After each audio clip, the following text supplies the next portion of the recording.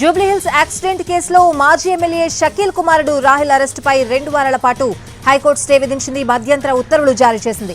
2 వారాల తర్వాత విచారణ ఎదుర్కోవాల్సిందే అని ధర్మాసనం స్పష్టం చేసింది. గతేడాది జూబ్లీహిల్స్ రోడ్డు ప్రమాదంలో ఓ చిన్నారి మృతి చెందింది. ఆ తర్వాత కారు ప్రమాదానికి కారణమైన 3 పారిపోయారు.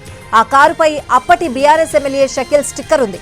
ఈ కేసులో ఓ వ్యక్తిని పోలీసుల ముందు లొంగిపోయేలా చేసి తప్పించుకున్నాడు రాహిల్.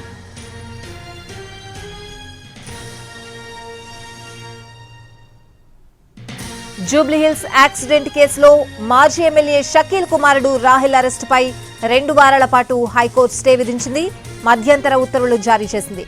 2 వారాల తర్వాత విచారణ ఎదుర్కోవాల్సిందే అని ధర్మాసనం స్పష్టం చేసింది. గత ఏడాది జూబ్లీహిల్స్ రోడ్డు ప్రమాదంలో ఓ చిన్నారి మృతి చెందింది. ఆ తర్వాత కారు ప్రమాదానికి కారణమైన 3 పారిపోయారు. ఆ కారుపై అప్పటి బీఆర్ఎస్ ఎమ్మెల్యే షకీల్ స్టిక్కర్ ఉంది. ఈ కేసులో ఓ వ్యక్తిని పోలీసుల ముందు లొంగిపోయేలా చేసి తప్పించుకున్నాడు రాహిల్.